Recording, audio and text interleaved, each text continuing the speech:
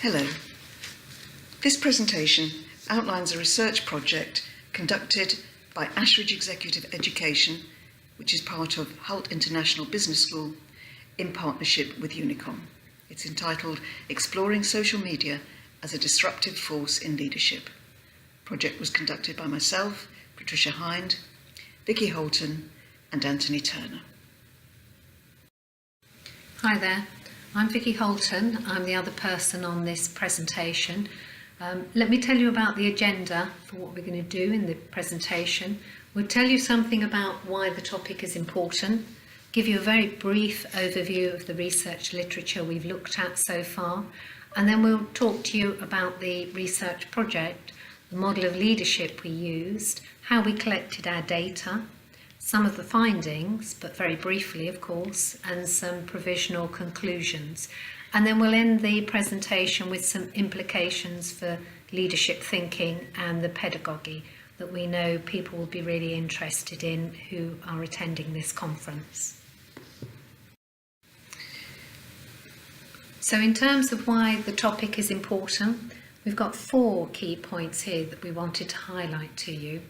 One is that we can see already that social media is radically changing the nature of human interaction, sometimes for the good, sometimes for the bad, but it's about the quantity and the nature of the information we're exchanging with others. And the impact of this on leaders is not just using social media platforms to reach their potential followers and spread their message. It's perhaps the third point there, that we might be seeing something that's changing the concept of what we understand to be leadership, and particularly through changes to how relationships are being managed. And this isn't being documented and following a template or a plan. This is sort of emerging from the practices of people who are leaders in the workplace. So we think that leadership development must reflect those changing dynamics, and that business schools and their alumni need to stay relevant to what's needed and expected from leaders and from their followers today and for tomorrow. We started by having a look at what research and thinking has been done around leadership to date. We all know that it is the most researched topic in organisational psychology and business schools. There's been a lot of research, and there's a trend from thinking of leaders as very special people, as heroes with special traits, as the early research showed, through to thinking of leadership as things that people do rather than who they are. So we have behavioural and contingency approaches saying that leaders simply need to adapt behaviours to suit situations. Then research began to think about the followers, and we began to become more relational about the way we think of leadership, leader-followers, leader-member exchange. And we've also had this concept of transformational leaders, again implying something special about leaders who can make big transformational change. Since 2010, there have been many new directions coming through in the theory. We're thinking about contextual leadership, we're thinking about interdependent leadership, servant leadership, ethics and moral development, biology, neuroscience, systems leadership, complexity, a whole new raft of ways of thinking. No one way is best, obviously, and no one theory accounts for all leadership contingencies. Where is it going? That was our question. What would be next for leadership thinking? When we began to look at leadership in social media, we found there is a fair bit of research around that talks about local and distant relationships. So your WhatsApp group, for example, may be to do with your local relationships. As a leader, you may be following people who you will never come across and who are very distant from you in terms of power, geography, sector, whatever. We find that social media is affecting social power dynamics, the social power between leaders and followers, and we find this as well, so there is quite a lot of support for this concept. Importantly, social media allows people to selectively share and endorse their opinions, to choose who they will let into their communications life, if you like. It makes a big difference to our personal and managerial decision making. So this choice element of communication, of what we receive and what we broadcast, is an important change. Communication obviously underpins trust. Trust and relationships are critical in leader-follower dynamics, and this concept of trust is one that we thought may change significantly through social media. Obviously, creating trust in virtual teams has long been acknowledged to be an issue, and we think social media may be very relevant in this field.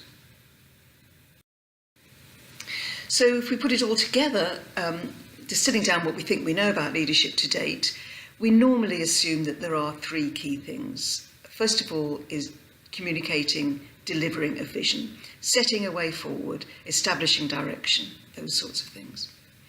I've mentioned trust a little, developing trust, creating trust, maintaining trust, critical part of leadership, and obviously achieving with and through others. Leaders have to deliver results. So we think these things are pretty central, and our research was interested in whether these or any other leadership qualities might be changing in the light of the social media revolution.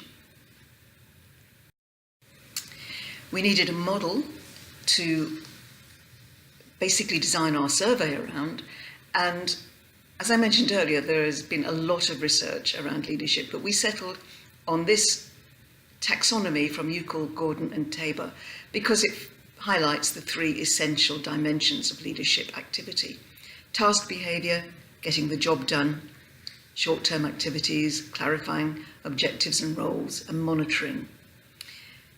Relationship behaviours, obviously leadership resides in the quality of relationships between people, supporting, encouraging, recognising, developing, consulting and empowering. And also we wanted a model that included change, because leaders are almost always involved with managing and delivering change. If we take change out of the equation, we are often left with behaviours that we think of as more managerial than leadership. So that was the model we used to design our survey and to inform our interview protocol. Okay, so let me give you an overview of our questions and how we collected our data. So first of all, we summarised our research question in two different ways. The first one, as Tricia mentioned, is about how the attributes of leadership are being reshaped. And we didn't assume they were. We wanted to find the evidence to say whether it was happening or perhaps it should not be happening at all, it was staying the same. And then our new approaches to leadership development needed, therefore, in this social media rich world. So in terms of collecting the data, the methodology, we used a number of different approaches. So we've talked a little bit about the literature review, and we also did some case studies of leaders and chief executives. We looked at their public profile, so data that was readily available, and looked at what that was doing, what they were using it for. So it's less about the platforms and the technology, and it's more about the implications for leadership practice that we were focused on. We also did some virtual inquiry with a focus group and a face-to-face workshop to clarify the issues, to start the discussion, and things that emerged there that were really interesting were things like whether people themselves in the workshops wanted to be an early adopter or later to the party. There were a lot of people who felt that there was a great deal more to be gained by coming late to social media than being the first ones there, because there is so much risk involved. We then did some pilot interviews. Some of those have been with digital leaders, people who are using a lot of social media in their practice, and then those who are less using social media, so who lead more traditionally. And then from all of those things, that helped us to develop a survey. And we hope that overall we get a group of 100 respondents. So partly managers, leaders, and partly consultants, slightly different surveys that are looking at current social media usage and how that impacts on leadership effectiveness. So these are just a few of the social media options that are included in the survey. So down the left-hand side, I think you'll be familiar with all of those: Facebook, Twitter and WhatsApp. And then on the right-hand side, you've got LinkedIn, Instagram and Workplace for within the organisation. And what was interesting, and it seems to come out from both the survey and our pilot interviews, is that people tend to favour particular platforms. And as one person said, they do different things. So Twitter is particularly good at starting a discussion running. Facebook is particularly valuable when you've got a closed group, and WhatsApp again is for closed groups and can help with team communications. So in terms of some emerging themes that came through, we've tried to pull together from all of our research data that we've collected what we seem to be hearing.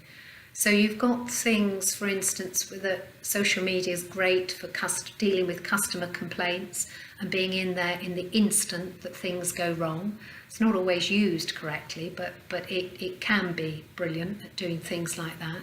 It's certainly transforming the speed of communication, not just with your customers, but in terms of everybody that you want to connect with and why you want to connect with them.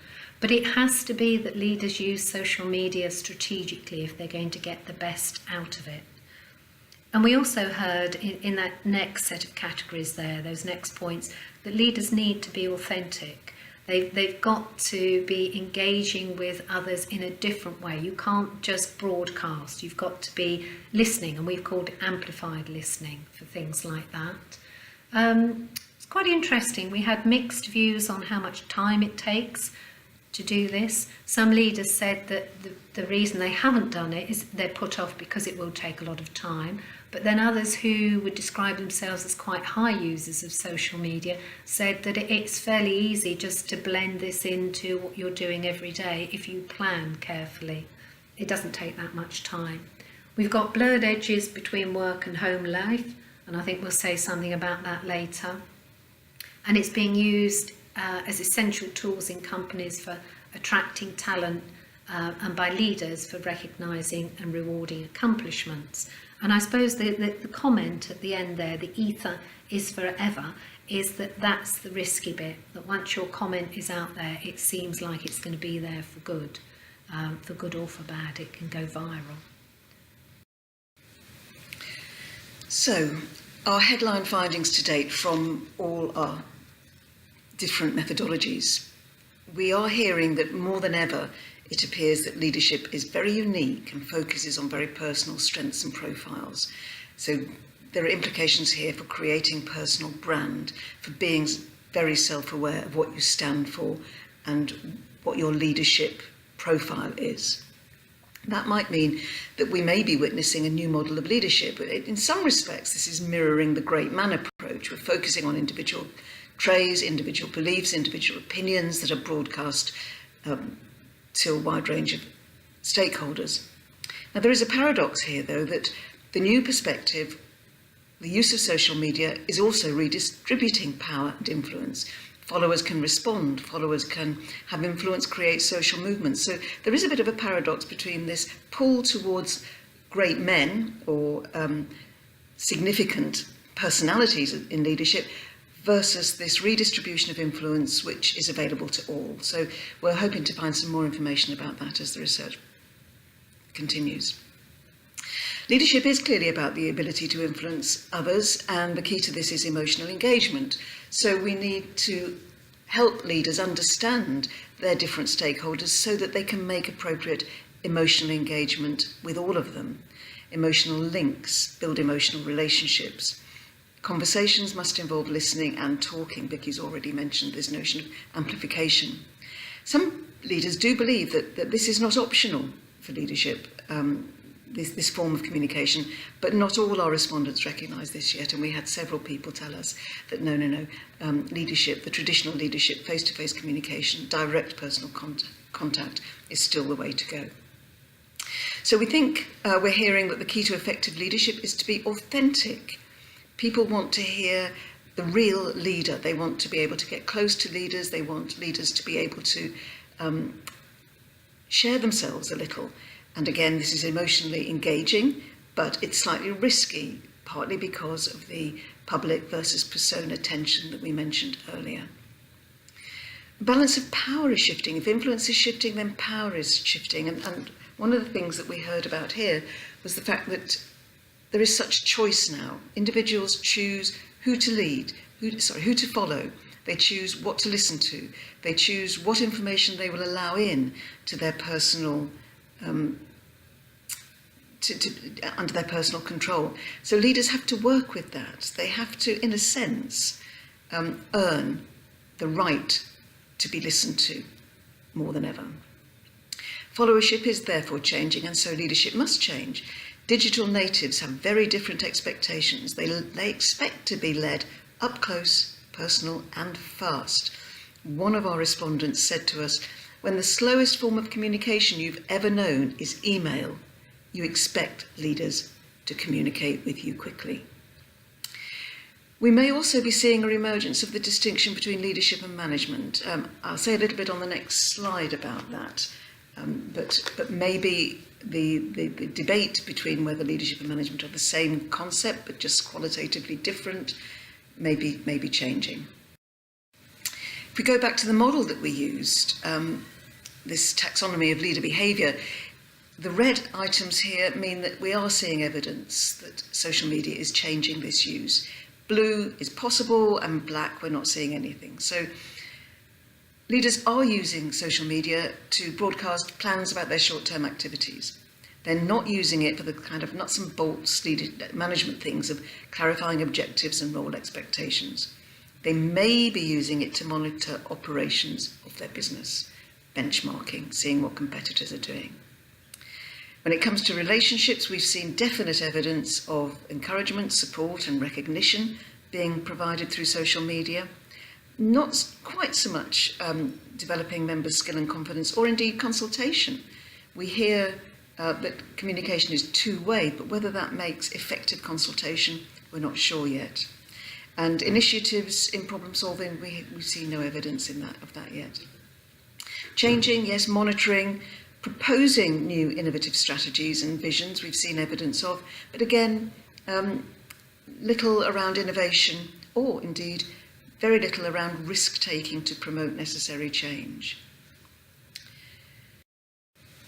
So perhaps I can summarise, taking from those points that Trisha's made about what we seem to be finding here. We've got two different areas. So the first bit at the top of the slide is about what's remaining the same for effective leaders, and then at the bottom what's actually seems to be changing. So at the top we've got authenticity, managing relationships, influence, power of communicating, recognising the efforts of others and communicating the vision. They're all key aspects of being a great leader. But what's changing is that distance, the breadth of reach, the faster communication, the fact it's indelible, and that followers now, well, I'm not sure that it can be as powerful as leaders, but influence is certainly being redistributed. The power dynamic is certainly changing. So our conclusions are that when we're examining what's changed and what's remained the same, we're looking particularly at the nature and the granularity of the relationship between leaders and their stakeholder groups. And the dimensions to this relationship that we think are particularly key are, as we've said, the breadth of reach, the speed of communication, the redistribution of influence, and the individualisation of messages. What does this mean for leadership development? Well, executive education strives to develop leaders and managers to be more effective in their organisations. By that we mean that they must deliver on organisational targets whilst ensuring alignment of personal targets and goals for all involved. What we think we found is that we need to develop in our leaders the technical abilities to drive strategic social media use. We need to give them the sophistication to filter information in a way that allows nuanced and relevant responses to all stakeholders. They need even deeper self-awareness to ensure the integrity and authenticity of their messages. and they must be able to work within new paradigms of distributed influence and power.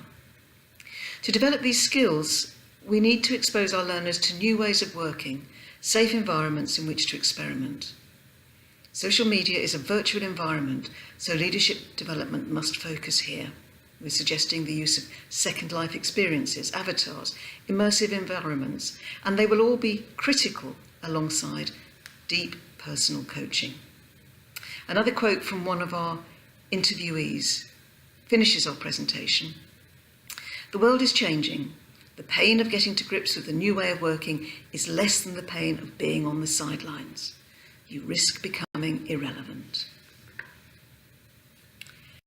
We'd just like to finish by providing our contact details. Please do get in touch if you are interested in learning more or asking any questions or indeed taking part.